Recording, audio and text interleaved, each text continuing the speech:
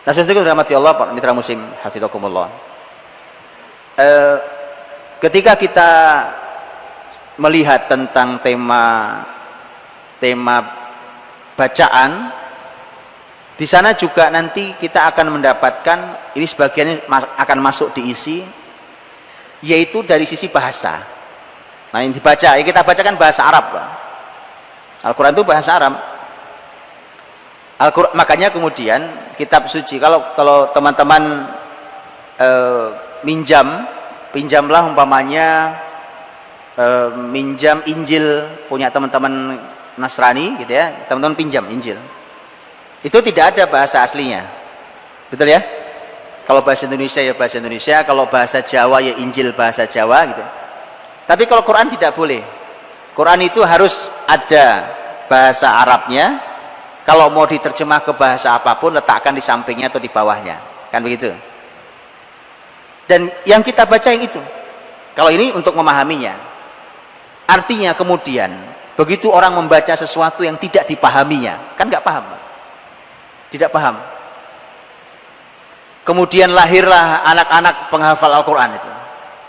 Makanya Imam Ibnu Jauzi rahimahullah ta'ala di muqaddimah buku beliau Al-Hath ala talab al-hifdzil ilm, perintah untuk menghafal ilmu, beliau mengatakan di muqaddimahnya bahwa dahulu mengapa masyarakat Bani Israel menyembah Uzair. Kalau orang Nasrani mengatakan Al-Masih putra Tuhan, kalau Yahudi mengatakan, Bani Israel mengatakan bahwa Uzair putra Tuhan ya, mengapa mereka dahulu menyembah Uzair?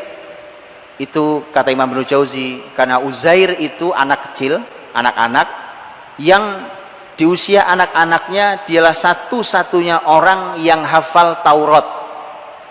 Yang lain gak ada yang hafal Taurat. Bahkan pemimpin agama mereka tidak hafal Taurat. Ini ada anak kecil hafal Taurat. Kemudian mereka kaget dan mereka mengatakan, kok bisa anak kecil hafal Taurat? Maka itu diduga kuat, karena ahli ilmu saja tidak hafal Taurat.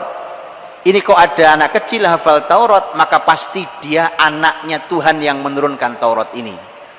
Maka disembahlah dia sebagai anak Tuhan.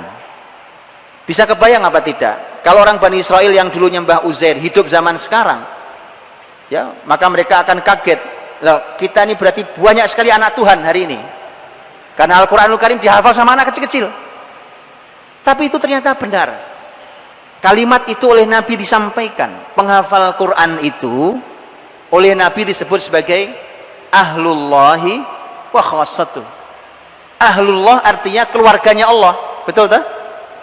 Cuma tidak untuk disembah.